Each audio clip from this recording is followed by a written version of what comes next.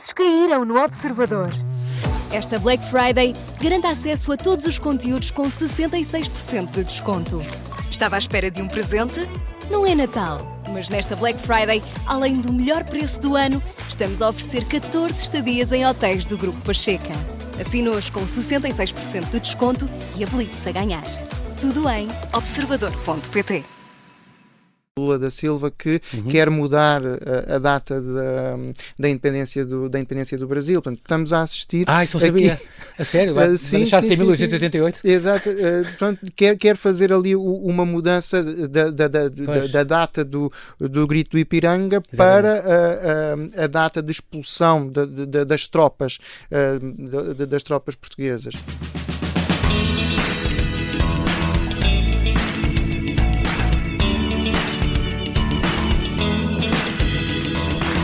Faz este ano 100 anos que Álvaro dos Reis ficou conhecido pelo crime da maior falsificação de notas da história. Com a Dona Branca e os acusados do caso BPN fazem parte do grupo dos maiores burlões portugueses, presentes na nova obra do historiador Ricardo Raimundo. Mestre em História Moderna, é autor de uma dezena de livros de divulgação histórica. Desta vez lança Fact-Checking à História de Portugal. Sim, porque as fake news não são um fenómeno recente. Será que fomos de facto os primeiros a acabar com a pena de morte? E Portugal foi mesmo o primeiro país do mundo a abolir a escravatura? O 25 de Abril foi de verdade uma revolução sem sangue? Aqui neste livro, Ricardo Raimundo analisa as versões mais populares e nem sempre verdadeiras da nossa história. Com base numa investigação sólida, desmonta mitos, corrige falsidades repetidas ao longo de gerações e expõe manipulações de acontecimentos que marcaram os séculos XIX, XX e XXI. Olá, Ricardo, e bem-vindo de volta aqui ao Convidado do Oeste. É um grande prazer estar aqui a falar contigo. Olá, João Paulo. Muito obrigado. Ora é essa, então é um grande prazer estar aqui. É sempre um gosto. Há um ano e meio que estiveste aqui em janeiro de 24 Exatamente. e ainda vieste com uma mão cheia de edifícios notáveis abandonados por esse país fora. Estes hotéis, conventos e palácios onde houve festas e aconteceram milagres e houve assassínios e provavelmente alguns terão alguns tesouros por desenterrar. Nunca me esqueci disso. Foi uma história muito, muito curiosa. E acabei por passar esse interesse para o meu filho mais velho, que agora dedica-se a esse levantamento e a andar a conhecer alguns desses sítios. Que idade é que ele tem? Tem 15. Olha, e também vai para a parte de história ou isso não? Não. Isso não conseguiste? Tudo completamente ao lado, o oposto, exatamente. Mais da área das ciências. Ok. Felizmente para ele, porque tudo aquilo que é a parte de humanidades e tudo aquilo que é a parte de letras em Portugal, infelizmente, não é tão tem acarinhado tendência. Como devia ser, não é? Exatamente. Sim. Ou então dá em professor ou assim, que provavelmente não seria o que ele mais gostaria. Muito provavelmente, sim. Muito bem, então este fact-checking à história de Portugal é uma edição manuscrito, porque de facto a nossa história está cheia de factos mal contados. Já temos conversado, já vieste uma série de vezes aqui, sobre muitos destes mitos que são conhecidos ao longo da história, mas desta vez tu foste corajoso a buscar dos últimos 300 anos, não é? Sim, 19, 20 não e 21. É bem a área onde eu me gosto de movimentar. Embora sejas mestre em História Moderna também, não é? Já. É mais até ali ao século XVIII. Portanto, o século XIX, XX e XXI, para mim, nunca constituíram assim uma área de interesse muito grande. A verdade é que com os últimos tempos e com os últimos acontecimentos acabaram por se mostrar bastante ricos e revelar um conjunto de factos que têm vindo a ser mal interpretados ou até utilizados para chegar a outros fins.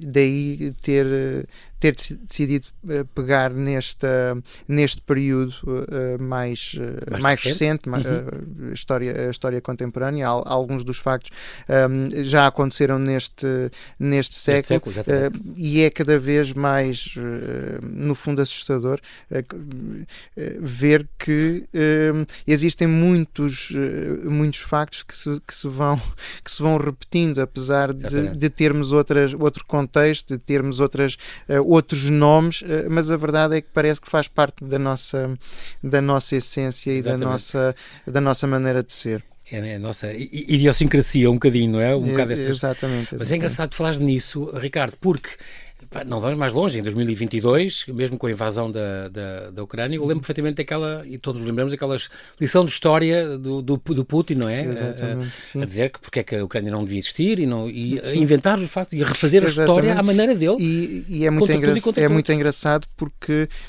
por vezes é difícil encontrar alguns temas e parece que ultimamente sempre que os nossos políticos ou há intervenções em momentos assinaláveis da história, parece que há sempre alguém que insiste em deturpar aquilo que são os acontecimentos da nossa história. Manipulá-los, não é?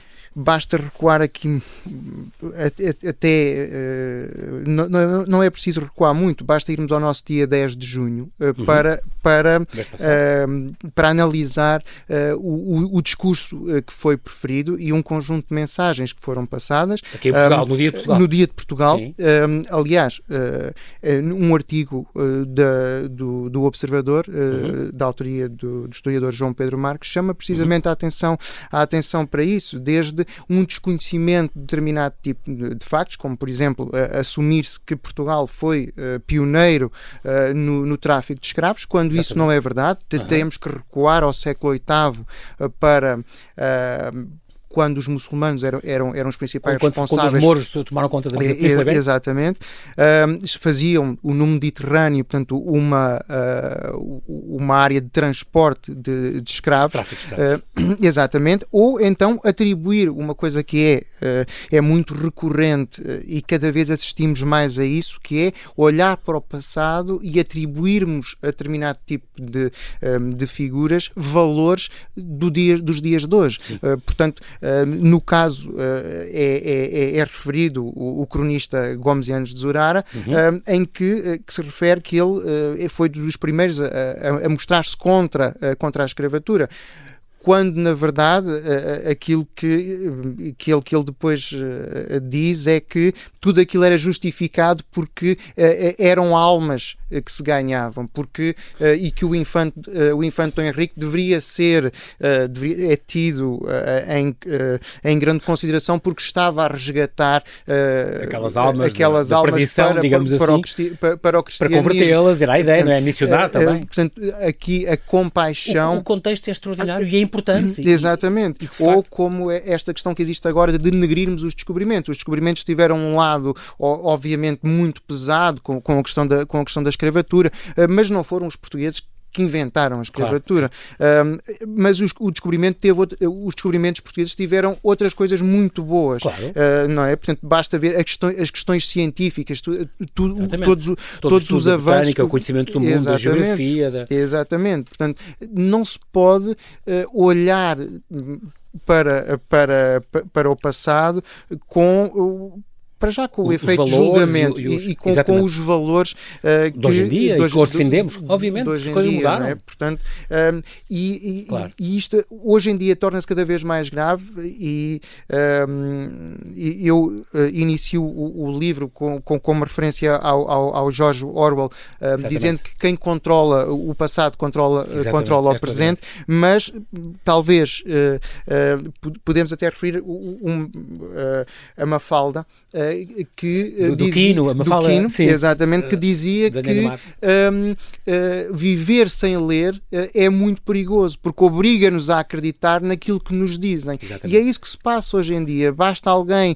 começar a difundir um determinado tipo de informação para existir logo aqueles que apoiam e aqueles que vão contra. E depois essas verdades, entre aspas, repetidas 1000 vezes, tornam-se verdades. Uma mentira repetida 1000 vezes torna-se verdade. Exatamente. E felizmente temos noção disso, como isso tem acontecido. É muito engraçado dizer isso. Eu lembro de uma conversa aqui também com o José Milhares, que dizia na Rússia o passado é imprevisível, quer dizer... Exatamente, está sempre a mudar em função dos interesses. Mas de facto tu dizes isso e a história, o exemplo grande disto foi a historiografia do Estado Novo, obviamente, com todo os mitos que foram fundando, e tu já foste fazendo alguns nos teus livros. Mas, de facto, há aqui também quem diga que o passado também muda. O Rui Ramos dizia, por exemplo, que um historiador é, por natureza, um revisionista. E se não for, não vale a pena ser historiador, porque há que clarificar. Uma história é um produto de uma época e de um historiador, e a história muda imenso conforme o talento e a sua imaginação. Isto também é verdade. Exatamente. Há mas sempre aquela ideia... Tem essa coisa de julgar, tens razão, e julgamos muito com os olhos de hoje. Sim, há sempre aquela ideia que o historiador tem que ser isento. Exato. Ele diz que é impossível. É impossível. Já o Jorge Duby dizia isso. Há sempre o próprio historiador tem um determinado contexto, tem um determinado quadro de crenças e de valores. Claro. Obviamente tem que se manter sempre, tentar manter-se distanciado e tentar fazer um julgamento neutro daquilo que são as fontes e partir disso... dessa informação para a construção da história, mas é muito difícil. Sim, o que estás a dizer também faz lembrar muito esta questão que vivemos há uns anos, também este vanalismo contra as estátuas. Também exatamente. Por exemplo, com aquela do Padre António Vieira, que foi cá, por exemplo, e ninguém defendeu mais os índios do que o Padre António Vieira. Exatamente. Mas era naquele contexto e temos que ter atenção a isso, não podemos ler a história sem isso. Sim, ou basta ver, por exemplo, agora esta questão recente do Presidente do Brasil, Lula da Silva, que quer mudar a data da independência do Brasil. Portanto, estamos a assistir... Isso não sabia. A sério? Vai deixar de ser 1888? Exato. Pronto, quer fazer ali uma mudança da data do Grito do Ipiranga para a data de expulsão das tropas portuguesas. Portanto... Cada época tem tendência também para fazer a sua própria interpretação e adaptá-la aos seus interesses. Claro que sim. Muito, muito curioso isso. E de facto, na atualidade também e tu falas disso neste livro, manipulam-se factos e acontecimentos, sempre se fez. Tu até falas aqui do Stalin, e é verdade que inventou o Photoshop, não é? Sim, ele tirava das fotografias e iam desaparecendo nas várias fotografias dele, os amigos, os e apareciam outros que dava como se fossem sempre amigos dele, punha e tirava das fotografias, era incrível. E também esta questão, e também está aqui no livro, é um dos 30 assuntos que tu tens, do Salazar inventar monumentos e igrejas, e quer dizer, a repor um bocado, às vezes quase do zero, como o Castelo de São Jorge, por exemplo. Sim. Como o Paulo Pereira dizia, haviam 10 pedras e ele fez um castelo lindo, com barbacãs. Exatamente, ou a própria Sé de Lisboa, que também sofreu ali uma série de modificações, ou Guimarães... O Paço dos Duques de Bragança, exatamente. O Paço dos Duques de Bragança. Estava resvés Campetorico junto ao chão, e foram buscar gravuras em França, como é que era o típico palácio, que não temos mais nenhum como aquele. Os nossos castelos ficam a dever muito à Direção-Geral dos Edifícios Monumentos Nacionais. Exatamente. Mas atenção, mas há um fator aí também muito grande de levantamento, de fizeram, claro que com alguns erros, mas os franceses também tiveram o Viollet-le-Duc, que inventou o mais gótico do que o gótico, não é? Sim. Mas de levantamento, alguns erros obviamente foram cometidos. Eu estou a pensar, por exemplo, na Sé Velha de Coimbra, que arrancaram muitos daqueles azulejos hispano-árabes antiquíssimos, dos primeiros que houve cá também, e que arrancaram de muitas paredes, de quase todas, para ficar mais gótico como era originalmente, pronto. Mas, por outro lado, as coisas abandonadas também sabemos, infelizmente, que vão caindo e que se vão degradando ainda mais. Exatamente. E acabou por descobrir muita coisa, e muitas entradas e portas que depois foram revalorizadas e postas. Isso foi um grande trabalho ali de estudo e de salvaguarda dos monumentos, e os espanhóis também nisso são muito bons. Têm uns centros históricos impecáveis. Isso é verdade. E essa DGEM, de facto, a Direção-Geral dos Edifícios e Monumentos Nacionais, restaurou e recuperou e inventou, talvez, um bocadinho muitos destes castelos e monumentos que contam a nossa história de hoje. Tens aqui 30 assuntos relacionados. Ficaram muitos de fora, Ricardo? Ficaram Tens material para outro alguns livro? Não diria que para outro livro, mas mais alguns episódios mais alguns factos que poderiam, que poderiam ser incluídos. Diz-me 2 ou 3 que sejam os teus preferidos. Ou, por exemplo, descobertas, ou que nunca tinhas debruçado muito e achaste, olha que curioso. Há um que, por acaso, diz. Ainda bem que veio ser tratado entretanto em 2019, mas que a primeira vez que eu me cruzo com ele é na altura em que escrevo o meu primeiro livro, e em que encontra a notícia do falecimento do Pedro Homme, logo no dia a seguir ao 25 de Abril. Quando está nos teus vídeos surpreendentes e mortes insólitas? Exatamente, sim. Que morreu no dia a seguir, quando lhe disseram, ele morreu à porta do café, não sei o que, não foi? Exatamente. Quando disseram que tinha havido não aguentou a alegria. É extraordinário. Pronto, é muito engraçado. E foi aí precisamente que eu me cruzei com as vítimas do 25 de Abril é um daqueles 74, mitos não foi nada sangrento. Não houve, e não deixa de ser curioso que se tenha que... Portanto, o primeiro livro que há sobre estas mortes esquecidas do 25 de Abril é em 2019, e não deixa de ser curioso que foi preciso esperar até 2024 para haver um filme. Para haver o filme e para haver um reconhecimento na Assembleia da República sobre estas vítimas, e lhe tenha sido prestado homenagem. E não deixa também de ser curioso que, não obstante a publicação do livro, o nosso Presidente da República, que habituado, muitos deles lembram-se do espaço que ele tinha em que fazia a divulgação de algumas obras, não ter tido conhecimento dessa obra, e quando foi confrontado por uma um familiar de uma das vítimas, ele, porque é que demorou tanto tempo, ele não sei responder, não sei. Não teve resposta. E portanto não deixa de ser curioso, mas esta é talvez também uma das formas que o facto de se ocultar ou de se tentar esquecer determinado tipo de acontecimento faz com que ele vá progressivamente caindo no esquecimento. Exatamente. Portanto, nós fomos habituados a ouvir e a ser difundido, e talvez a pessoa que tenha mais repetido tenha sido o Dr. Mário Soares. Foi uma revolução sem sangue, completamente limpa. Não é? Sim, não foi um banho de sangue, mas não é verdade que não foi sem sangue. A verdade é que existiram vítimas, algumas delas, ou todas elas, tinham família, algumas deixaram filhos, e algumas dessas famílias pediram indenizações ao Estado português, inclusivamente uma das vítimas deixou 3 filhos, creio que 3 ou 4 filhos. E a solução que foi proposta pelo Estado foi ao mais velho ir para os pupilos do Exército, e os restantes seriam distribuídos por instituições de assistência. Portanto, é uma situação que não deixa de ser lamentável, e principalmente por um novo regime que se pretendia democrático. E, portanto... Já agora fica aqui esta referência. Havia 4 civis, houve um agente da PIDGS que foi baleado ao tentar fugir. É esse o testemunho e os relatos, que na confusão a seguir a esse cerco à PID. Era um funcionário da PID, portanto ele não era propriamente PID em si, ele trabalhava, e que acabou por ser apanhado naquela confusão e foi baleado. E depois há estes quatro civis, agora este Fernando Gesteira, o José Barreto, o Fernando Barreiros dos Reis e o José Guilherme Arruda. Estes 4 estavam vítimas dos disparos que fizeram da sede da PID, na Rua António Maria Cardoso. Exatamente. E não deixa de ser curioso que este episódio não deixou de ter influência, talvez, naquilo que depois se veio a seguir sobre o destino que seria dado à DGS, porque o próprio programa inicial é muito vago relativamente àquilo que se iria fazer.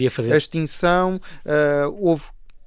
houve quem fosse a favor da extinção imediata em todo o território. Outros queriam o quê? A reconversão? Outros queriam que fosse extinto no território nacional, mas que continuasse nas colónias.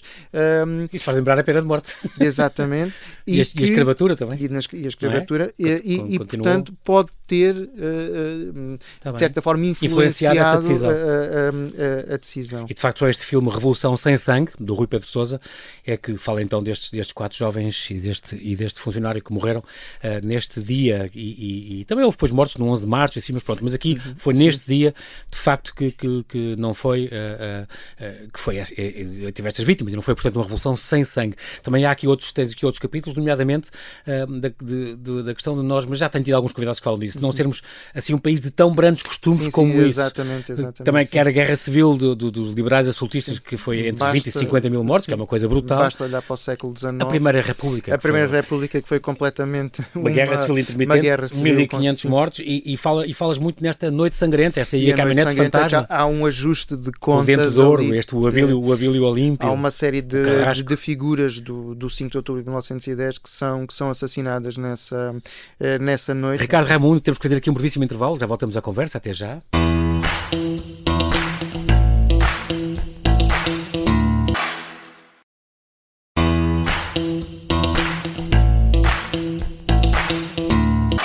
Estamos a falar com o historiador Ricardo Raimundo, ele que é mestre em História Moderna e que lança este fact-checking à história de Portugal. Verdades e mitos dos séculos XIX, XX e XXI, onde, com base numa investigação sólida, como sempre, ele vai desmontar mitos, corrigir falsidades repetidas ao longo de gerações e expor manipulações de acontecimentos que marcaram estes 3 últimos séculos. Estamos a falar de alguns exemplos deste livro que tu trazes. Há aqui 2 assuntos que eu acho que dever falar mesmo, a questão da escravatura e da pena de morte, que são de facto 2 mitos que nós estamos muito habituados a ouvir, que fomos pioneiros em todo o mundo nisto. Isto que fomos pioneiros na abolição da escravatura. Exato. E que não é bem verdade, vem desde 1761, mas só 120 anos depois...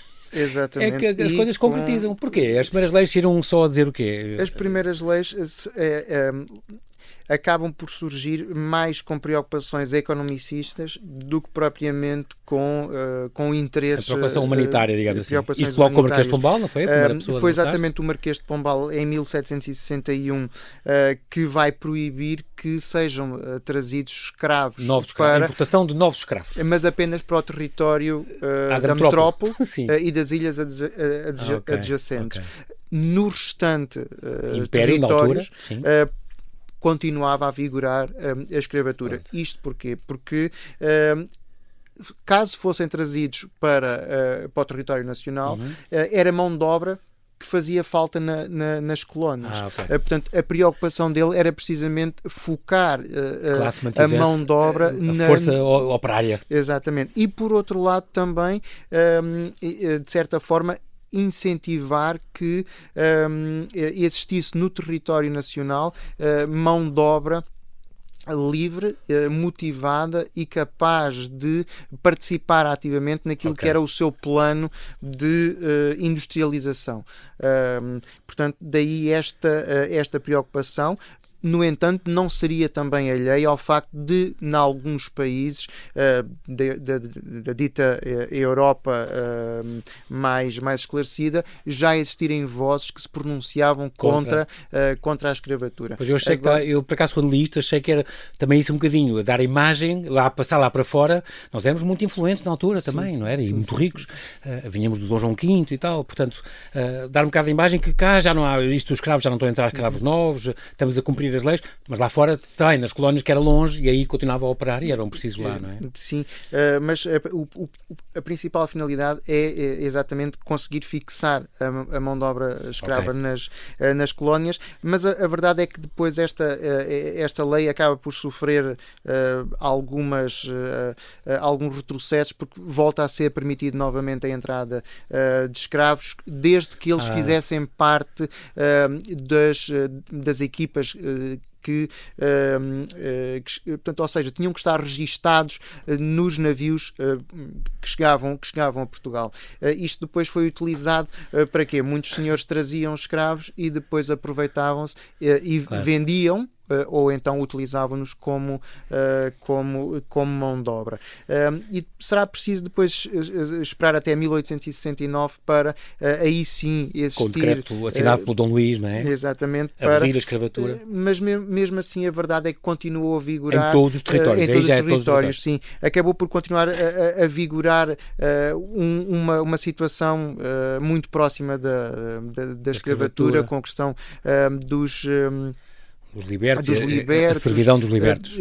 Pronto, que continua, por exemplo, a ser muito falada e que cria até alguns constrangimentos, principalmente com os ingleses, com a questão da produção de cacau, porque há uma série de investigações que são feitas para verificar se existia ou não mão de obra. Do filme do Equador, não é? Exatamente. Fala de São Tomé. Exatamente. E pronto, portanto, a primeira lei, essa do Marquês de Pombal, só 60 anos depois é que veio o Marquês de Sá da Bandeira, então, que veta o tráfico de escravos nas colónias também, ao sul do Equador, atenção. Exatamente. E depois, então, a abolição final, o sistema só terminou em 1878, portanto, como vemos, 120 anos depois daquelas primeiras leis, que nós pensávamos que éramos aí os pioneiros. E a mesma história com a pena de morte também, é um bom exemplo, como tu dizes no livro, é um bom exemplo de uma mentira que é repetida tantas vezes, acabou promovida a verdade absoluta. Fomos os primeiros no mundo inteiro a acabar com a pena de morte, e não é bem assim. A ideia, a princípio, era que em 1867 teria sido... Não, a pena de morte a lei era de 22 de abril de 46, a última execução civil, que foi em Lagos, do José Joaquim o Grande. Mas, de facto, só 130 anos depois é que sim, porque isso aconteceu. Acabou foi havendo exceções e guerras. Foi havendo exceções e crimes militares, os crimes militares manteve-se para crimes militares. Quando entramos na Primeira Guerra, aí houve uma exceção e reinstalou-se para rapazes maiores de 18 anos. Só para os militares, e chegou a ser executado, exatamente por uma questão de um soldado que pretendia passar para o lado alemão, neste caso para o lado do inimigo, e acabou por ser apanhado e acabou por ser sentenciado. Este foi fuzilado em 1917. Este João Augusto Ferreira de Almeida é este, não é? Exatamente. Mas depois teve reabilitações e até o António Costa e o Presidente depois reabilitaram. Exatamente, porque no processo dele houve uma série de incongruências e uma tentativa de alegar mesmo problemas psicológicos também. Mentais? Exatamente. Não sabia. Para aliviar aquilo que tinha sido a atitude dele, mas a verdade é que acabou por ser executado. Isto foi o último português que foi condenado à morte, foi ele, já no século XX. Já no século XX. Portanto, estamos a falar em 16 de setembro de 1917, foi fuzilado este João Augusto Ferreira de Almeida, um soldado chofer em França. Exatamente. Ele arranca a venda quando já estava frente ao pelotão de fuzilamento, diz que arrancou a venda, tentou discursar, não o deixaram, e então 11 soldados deste pelotão dispararam e mataram-se. Então, em 2017, 100 anos depois, então dá-se esta reabilitação moral, decidida em Conselho de Ministros, com António Costa e o Presidente Marcelo Rebelo de Sousa, e portanto foi abolida então finalmente só esta pena de morte. Não sabia que tinha sido abolida definitivamente só em 76. Exatamente. Já é no meu tempo, com a Constituição da República Portuguesa. Sim. É incrível. Exatamente. Pronto, portanto, esta ideia de que foi em 1846, quer dizer, pronto, só 130 anos depois é que de facto aconteceu. Olivência é outra questão que também volta sempre de vez em quando à baila, e há notícias recentes com o ministro Nuno Melo, que tornou a falar que a Olivência é nossa. Já no século XX, com a questão do franquismo, aí sim há uma intervenção clara de Franco para limpar tudo aquilo que era a presença portuguesa, desde mudança de ruas, mudança de nome, portanto, as famílias que eram portuguesas foram obrigadas a mudar de nome, portanto, mudaram para um nome espanhol. Tiveram que adotar nomes espanhóis. O português foi proibido, e já só no século XXI é que há uma aproximação novamente a Portugal com o ensino do português, com o facto das famílias que têm raízes portuguesas poderem exercer o direito de voto, e portanto há aqui uma reaproximação, mas no entanto do ponto de vista oficial não há nenhuma mudança e há um silêncio absoluto. Desde o Tratado de Alcanice em 1297, estamos a recuar mais de 700 anos, que Olivência foi entregue a Portugal. Muito bem, temos aqui mais outros assuntos, por exemplo, a Operação Vago, que é uma coisa também curiosa, porque é esta questão de se Portugal foi ou não pioneiro no desvio de aviões comerciais, e estamos a falar em 1961, foi esta não reabilitação Exílios para o Salazar, não é? Foi um ano da União Indiana, terrível, exatamente, a perda fuga dos territórios indianos. De Peniche, as fugas das prisões. Cerca de 100 jovens das colónias que estavam a estar em Portugal fogem e vão se juntar à resistência. Sim, nos seus países. Temos também o caso do paquete Santa Maria, que é desviado por Henrique Galvão, e é talvez aí a primeira vez em que Salazar percebe que os Estados Unidos já não apoiam a 100%? Já não apoiavam a Operação do Sinai. A 100%, exatamente. Há também Este Henrique Galvão está metido também na Operação Vago, não é? Sim, é já foi o Palma Carlos, o Hermínio Palma Aliás, Carlos. Ele tem exatamente o nome da Operação Vago, porque era o nome da personagem principal do romance que ele escreveu, e é desenhada por ele, apesar de depois ser quem a coloca em prática. São seis pessoas, onde está Paulo Inácio, Camilo Mortágua, é verdade, o Amandio Silva, o Fernando Vasconcelos, João Martins, Marilena Vidal, e que no fundo vem aqui fazer recuar um bocadinho a ideia do desvio de aviões comerciais. Isto terá sido a primeira vez então mesmo? Provavelmente creio foi. Que sim. A ideia era desviar o avião que faria a ligação de Casablanca para Lisboa, e o objetivo era fazer largar sobre Lisboa e algumas outras cidades da parte sul, Beja, Setúbal, panfletos, e que incentivavam a população a revoltar-se contra as eleições e a chamar a atenção para a fraude que iriam ser as eleições que se iriam realizar daí 100 mil panfletos que era para ser contra a ditadura e a denunciar essa fraude eleitoral iminente. Exato. E a verdade é que conseguiram, pouco tempo depois do avião estar no ar, conseguiram entrar no cockpit e conseguiram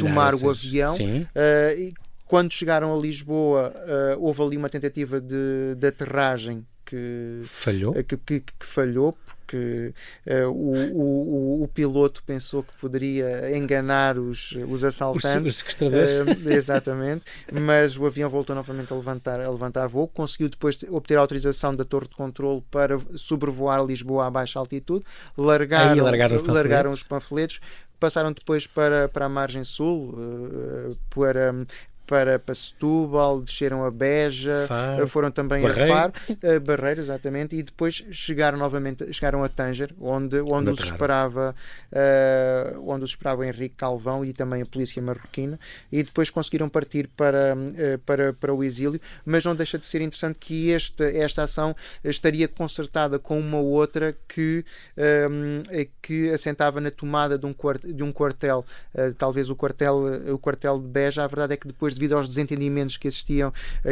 entre Humberto Delgado e Henrique Galvão, acabou por não ir para a frente, mas esta operação acabou por se realizar e não deixou de ser uma operação bastante vistosa e com o impacto. Deu nas vistas, claro.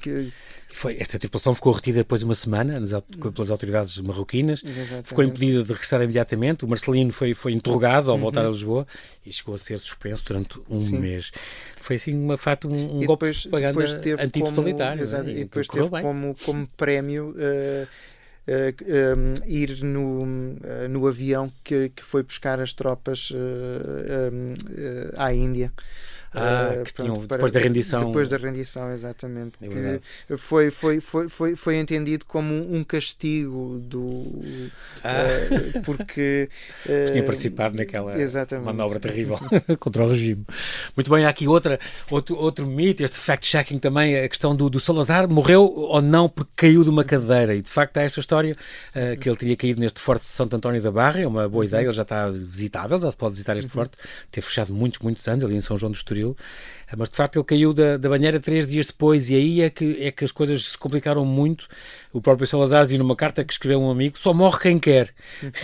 E o próprio processo da morte dele atestou isso mesmo, porque ele caiu da cadeira, não se sabe bem em contexto, nem em presença de quem, andou ali 2 anos no limiar da morte, não é? A achar que ainda era presidente do Conselho. Exatamente. Ele, aliás, só morreu 2 anos depois. Os médicos deram-no várias vezes quase como perdido, e a verdade é que ele resistiu e conseguiu-se manter durante esse período. Sim, até 1970, não é? Já estava o Marcelo Caetano. Não deixa de ser curioso que este caso, que nós habituámos a ouvir, Sim. Foi preciso esperar que uma cadeira cedesse para que os portugueses se pudessem libertar de... Extraordinário. Mas depois também já tive aqui convidados que disseram, é um bocado treta. Ele depois caiu, o perigoso mesmo foi quando ele caiu na banheira. Exatamente. E aí é que foi mesmo mal. Aliás, e foi internado. Os últimos trabalhos que foram apresentados põem mesmo em causa que não existiu cadeira nenhuma. Sim. Foi sim a queda da banheira que foi muito perigoso, não é? Agora, para quem estava dentro do regime, transmitir a informação de que a figura mais importante e que controlava o país caiu a imagem de ver alguém completamente nu, caído numa banheira, não deixa de ser um ridículo, de certa forma. Claro. E aquilo que tentaram se apagar pensa um bocadinho é isso. que tentaram construir aquilo que em que o próprio regime era perito, uma realidade alternativa, não é? Portanto, chegou-se aqui... De acordo com o sistema e com a historiografia clássica. A verdade é? é que quando as testemunhas, ou pelo menos aquelas que diziam ser testemunhas de uma queda, começam cada um a contar a sua versão, Exatamente. Cada um a acrescentar é o que estamos a falar. Detalhes. É toda a tese do teu livro, no fundo, não é? Chega-se à conclusão que afinal havia ali uma construção, claro que sim. E não deixa de ser curioso. Uma última, temos tempo para uma última, que é esta questão da, após de Salazar ainda, se o regime foi mesmo fascista. Eu tive aqui um convidado do Carlos Martins, já há quase 3 anos, doutorado em política comparada, que diz, não se pode chamar fascismo mesmo a isto, não se pode classificar o Estado Novo de fascista. O próprio Jaime Nogueira Pinto dizia, são muitas as diferenças entre o fascismo e o Estado Novo, é como chamar comunas aos dirigentes socialistas do pós-25 de Abril. De facto, era um regime conservador, sim, mas que não tem muitas das coisas que tem o fascismo. É um regime conservador fascisante, como dizia o Miguel Martins, mas de facto não tem as coisas do Mussolini ou do Hitler. Exatamente, assentando nos três principais pontos daquilo que seria um Estado fascista, que é um partido forte. A União Nacional não era um partido. A questão da mobilização de massas, que no caso português era exatamente o contrário. Havia uma desincentivava-se a movimentação das massas, e depois temos também toda aquela ligação que existia com a Igreja, que no caso tanto na realidade alemã como na realidade italiana não havia mais anticlerical possível. E já agora aquela realidade que se dizia o país dos 3 Fs, exatamente, não é? Que é outro ponto que tens aqui. Não tem fundamento nenhum. Se nós formos futebol, a olhar, é uma coisa pós-regime, é uma coisa que para resumir para resumir. Exatamente. A verdade é que nós tínhamos era o Deus, Pátria e Família. Deus, Pátria e Família era a base, porque o fado era abominado, o fado o Salazar detestava, e a questão de Fátima podemos colocar ali em alguma interrogação, porque nunca houve uma ligação muito direta da figura, quer de Salazar, quer do Cerejeira, porque mesmo nos acontecimentos mais importantes de Fátima, Salazar nunca esteve presente. Outra, e nós já terminámos, o nosso tempo já passou largamente. Ricardo, quero agradecer muito a tua vinda aqui. Obrigado. Só lembrar que eu gostei muito, eu tinha ideia disto, e foi recente esta descoberta do Galo de Barcelos, que foi uma das grandes invenções do António Ferro, e é de 1931, é uma coisa muito recente, aproveitando uma lenda antiga, sim. E as próprias marchas populares inventou no ano seguinte, a 32, e a aldeia mais portuguesa em 38. Portanto, era um grande visionário da publicidade e da propaganda, o António Ferro. E pronto, com este fact-checking à história de Portugal, uma edição da Manuscrito, Ricardo Raimundo volta a dar das suas, e espero que voltes também cá para contar mais histórias dos teus livros. Até à próxima, e muito obrigado por teres vindo, Ricardo. Obrigado.